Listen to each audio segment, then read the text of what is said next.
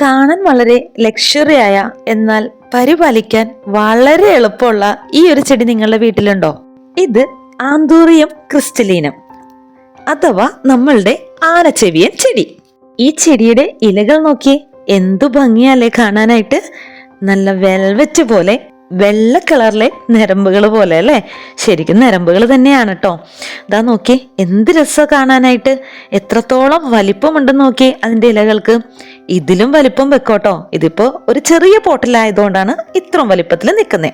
ഇനി നമുക്ക് ഇന്നത്തെ വീഡിയോയിൽ ഈ ചെടിയുടെ പരിപാലനമാണ് കാണിക്കുന്നത്. അപ്പോൾ ഈ ചെടിയുടെ ഇലകൾ കരിഞ്ഞു പോകാതെയും നല്ല ഭംഗിയായിട്ടും ഇവയെ എങ്ങനെ വളർത്തിയെടുക്കാമെന്ന് നോക്കാം. അധികം വെയിൽ ഇഷ്ടപ്പെടാത്തവയാണ് ഈ ആന്തൂറിയം. നേരിട്ടുള്ള വെളിച്ചം അടിച്ചാൽ ഇതിന്റെ ഇലകൾ തീർച്ചയായിട്ടും കരിഞ്ഞു പോകും. അതുകൊണ്ട് തന്നെ ജനാലയ്ക്കരികിലോ ബാൽക്കണിയിലോ ഒക്കെ വെക്കുകയാണ് നല്ലത്. ഞാനിവിടെ എൻ്റെ ബാൽക്കണിയിലാണ് ഈ ഒരു ചെടി വെച്ചിരിക്കുന്നത്. ഇതാ നോക്കി, അത്യാവശ്യം വെട്ടം കിട്ടുന്നുണ്ട്, പക്ഷെ വെയിലേൽക്കില്ല കേട്ടോ. ഇത്രത്തോളം അകലത്തിലാണ് ഞാൻ വെച്ചിരിക്കുന്നത്. ഇവിടെ ഈ ബാൽക്കണിയിൽ ബൊഗെയിൻവില്ല ഇരിക്കുന്ന സ്പേസിലാണ് ഏറ്റവും നല്ല വെയിൽ കിട്ടുന്നത്. ഇങ്ങോട്ട് നീങ്ങിയിട്ട് ഒട്ടും തന്നെ വെയിലില്ല കേട്ടോ. അതുകൊണ്ടാണ് ഇത്ര ഭംഗിയായിട്ട് എൻ്റെ ലീഫ് നിൽക്കുന്നത്. അകത്തും പുറത്തും ഒരേപോലെ വെക്കാൻ പറ്റുന്ന ചെടി കൂടിയാണിത്. എങ്കിലും വെയിൽ കൊള്ളുന്നിടത്ത് വെച്ച് കഴിഞ്ഞാൽ ഇതിന്റെ ഇലകൾ കരിഞ്ഞു പോകും. അതുകൊണ്ട് തന്നെ നേരിട്ട് വെയിലേൽക്കാത്ത ഏതൊരു സ്ഥലത്തും ഈ ചെടിയെ നമുക്ക് പ്ലേസ് ചെയ്യാവുന്നതാണ്. ശരിക്കും രാജകീയമായിട്ടുള്ളൊരു ചെടി തന്നെയാണ് കേട്ടോ ഇത്. നമ്മളുടെ വീടിന്റെ ഏതെങ്കിലും നല്ലൊരു കോർണറിൽ ഇത് വെച്ച് കഴിഞ്ഞാൽ ഇതിന്റെ ഭംഗി ഒന്ന് കണ്ടു നോക്കൂ. എത്രത്തോളം ഭംഗിയിലായിരിക്കും ഈ ഒരു ചെടി നിൽക്കുക. ഇതിന് വെള്ളം അത്യാവശ്യം വേണ്ട ചെടിയാണ് കേട്ടോ. എങ്കിലും ഓവറായിട്ടുള്ള വെള്ളമല്ല. ചെറുതായിട്ട് മണ്ണൊന്ന് ഉണങ്ങി തുടങ്ങുമ്പോൾ തന്നെ ഇതിന് നമുക്ക് വെള്ളം ഒഴിച്ചു കൊടുക്കാം. ഓവറായിട്ട് വെള്ളമാണെന്നുണ്ടെങ്കിൽ ഇതിൻ്റെ വേര് ചീഞ്ഞു പോകട്ടോ. അതോടുകൂടി ഈ ഒരു ചെടി നമുക്ക് നഷ്ടപ്പെട്ടു പോകും. ആന്തൂറിയം ചെടികൾക്ക് ഇതേപോലെ ഒരു ഫ്ലവറാണ് ഉണ്ടാവുക. ആന്തൂറിയം ചെടികൾ എപ്പോഴും അതിൻ്റെ ഇലയ്ക്ക് തന്നെയാണ് ഭംഗി, പൂക്കൾക്ക് അങ്ങനെ ഭംഗി ഉണ്ടാവില്ല കേട്ടോ. ഇതിനും അതേപോലെ തന്നെയാണ്. ഇലയുടെ അത്രയും ഭംഗി ശരിക്കും പറഞ്ഞാൽ ഇതിൻ്റെ പൂക്കൾക്കില്ല. വെള്ളം ഒഴിച്ചു കൊടുക്കുന്നതും അതേപോലെ തന്നെ ഇലകളിലേക്ക് ഇതേപോലെ വെള്ളം സ്പ്രേ ചെയ്ത് കൊടുക്കുന്നതും ഇവയ്ക്ക് ഭയങ്കര ഇഷ്ടമാണ് കേട്ടോ. പുറത്ത് നമുക്ക് ഷെയ്ഡിലൊക്കെ വളർത്തിയാൽ വളരെ നല്ലതാണ്. ഇതേപോലെ വെള്ളം സ്പ്രേ ചെയ്ത് കൊടുത്തു കഴിഞ്ഞാൽ വളരെ നല്ലതാണ് കേട്ടോ ഈ ഒരു ചെടിക്ക്. ഞാൻ ഇടയ്ക്കിടയ്ക്ക് ഇതേപോലെ വെള്ളം സ്പ്രേ ചെയ്ത് കൊടുക്കാറുണ്ട്. പിന്നെ ഇതിന്റെ ലീഫിന്റെ പ്രത്യേകത കണ്ടോ, മെച്യൂർഡ് ആയിട്ടുള്ള ലീഫ് ഇതേപോലെ ഡാർക്ക് ഗ്രീൻ ആയിട്ടാണ് കേട്ടോ വരിക. അതേസമയം ഇപ്പൊ വന്ന ലീഫ് നോക്കി ഒരു ലൈറ്റ് ഷെയ്ഡിലായിരിക്കും ഉണ്ടായിരിക്കുക. അങ്ങനെ ഓരോ ദിവസം കഴിയുന്തോറും അതിന്റെ കളറ് കൂടി വരും. എന്നിട്ട് ഈ ഒരു ഗ്രീൻ കളറിലേക്ക് അതും എത്തോട്ടോ. എന്തു ഭംഗി അതിന്റെ ലീഫ് കാണാനല്ലേ. നമുക്ക് ഏത് പോട്ടിലാണോ വളർത്തുന്നത് അതിനനുസരിച്ച് ഇതിന്റെ വലിപ്പം കൂട്ടിയും കുറച്ചു കൊടുക്കാം കേട്ടോ. കുഞ്ഞു പോട്ടിലാണെങ്കിൽ നല്ല ക്യൂട്ടായിട്ട് തന്നെ ഇതിനെ നമുക്ക് വളർത്തിയെടുക്കാം. നമ്മള് ആന്തൂറിയം പ്ലാന്റ് നടുന്ന പോലെ തന്നെ ചകിരിയും ചാർക്കോള് കഷ്ണങ്ങളും കുറച്ച് മരക്കഷ്ണങ്ങളൊക്കെ ഇട്ട് നമുക്ക് ഇതിനെ വളർത്തിയെടുക്കാൻ പറ്റുന്നതാണ് കേട്ടോ.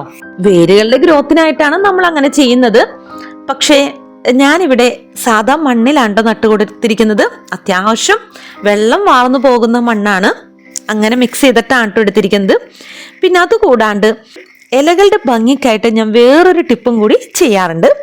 ഇത് പാലാണ് കേട്ടോ. പാലിൽ കുറച്ച് വെള്ളം കൂടി മിക്സ് ചെയ്തിട്ടുണ്ട്. എന്നിട്ട് നല്ലൊരു ക്ലോത്ത് വെച്ചിട്ട് ഇതേപോലെ നമുക്കൊന്ന് ലീഫൊക്കെ ഒന്ന് തുടച്ചെടുക്കാം. അപ്പോൾ ലീഫിൻ്റെ ആ ഒരു തിളക്കത്തിനും പൊടിയൊക്കെ ഉണ്ടെങ്കിൽ പോകാനും ഒക്കെ നല്ലതാണ് കേട്ടോ. കാരണം ഈ ഒരു ചെടിയുടെ ഭംഗി എന്ന് പറയുന്നത് അതിൻ്റെ ലീഫ് തന്നെയാണല്ലോ.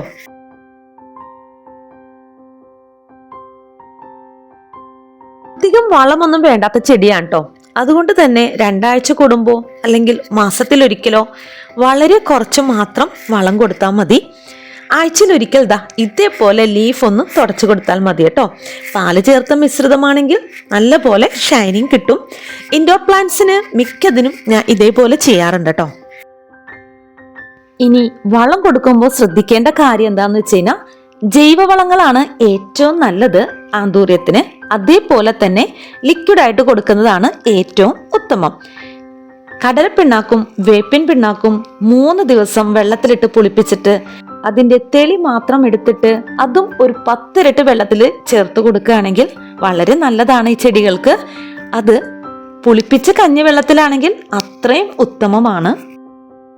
രാസവളങ്ങൾ കൊടുക്കുന്നത് കൊണ്ട് കുഴപ്പമുണ്ടായിട്ടല്ല, എങ്കിലും നമ്മൾ ചെടികൾ നട്ടൊരു സ്റ്റേജിൽ രാസവളങ്ങൾ കൊടുക്കാതിരിക്കുകയാണ് നല്ലത്.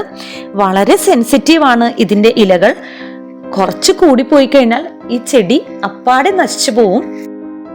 അപ്പോ ഈ ചെടി വളർത്തുന്നവർ ശ്രദ്ധിക്കേണ്ട 3 കാര്യങ്ങൾ എന്തൊക്കെയാണെന്ന് മനസ്സിലായല്ലോ. വെളിച്ചം, മണ്ണ്, ഈർപ്പം. ഇത് 3ഉം നന്നായിട്ട് ശ്രദ്ധിച്ചാൽ തന്നെ ഏതൊരു തുടക്കക്കാർക്കും ഈ ചെടിയെ നന്നായിട്ട് വളർത്തിക്കൊണ്ടുപോകാൻ സാധിക്കും കേട്ടോ. ഇതിന്റെ ഒരു ചെറിയ തൈക്ക്, ഒരു കുഞ്ഞു പോട്ടിലുള്ള തൈക്ക് തന്നെ 500 റുപ്പീസ് റേറ്റ് വരുന്നുണ്ട്. പണ്ടൊക്കെ വീട്ടില് ഇത് സുലഭമായി ഉണ്ടായിരുന്നെങ്കിലും ഇപ്പോൾ നമ്മൾ നഴ്സറിയിൽ ഇതൊന്ന് വാങ്ങിക്കാൻ ചെല്ലുമ്പോൾ ഭയങ്കര റേറ്റ് ആണ് കേട്ടോ ഇതിന് വരുന്നത്. ഇത്രയും ഗ്രോത്ത് ഉള്ളൊരു പോട്ടിന് ഏകദേശം ഒരു 1000 മേളില് റേറ്റ് വരുന്നുണ്ട്. എൻ്റെ കയ്യിൽ വർഷങ്ങളായിട്ടുള്ളൊരു പ്ലാന്റ് ആണ് കേട്ടോ ഇത്. ഒരു പ്രാവശ്യം ഇതെനിക്ക് നഷ്ടപ്പെട്ടതായിരുന്നു. പിന്നീട് ഞാൻ എൻ്റെ കട്ടിങ്സ് എടുത്ത് ഒന്നും കൂടി റെഡിയാക്കി എടുത്താണ് കേട്ടോ. അപ്പോൾ നമ്മൾ ശ്രദ്ധിച്ചില്ലെങ്കിൽ ഈ ഒരു ചെടി നമുക്ക് നഷ്ടപ്പെട്ടു പോകും. അപ്പോൾ കുറച്ച് കാര്യങ്ങൾ മാത്രം ശ്രദ്ധിച്ചാൽ മതി. ഈ ചെടിയെ നമുക്ക് നല്ല ഭംഗിയായിട്ട് തന്നെ വളർത്തിയെടുക്കാൻ പറ്റും കേട്ടോ. ഒരിക്കലും നമ്മളുടെ കയ്യിൽ നിന്ന് ഇത് നഷ്ടപ്പെട്ടു പോവുകയും ഇല്ല.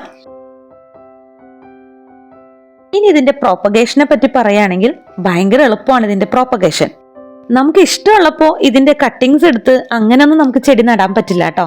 ഒന്നല്ലെങ്കിൽ നമ്മൾ ഇതിനെ റീപോർട്ട് ചെയ്യുന്ന സമയത്തോ നല്ല ഗ്രോത്ത് ആയിട്ട് നിൽക്കുന്ന ചെടിയെയാണ് നമ്മൾ ഇതിനായിട്ട് എടുക്കുക.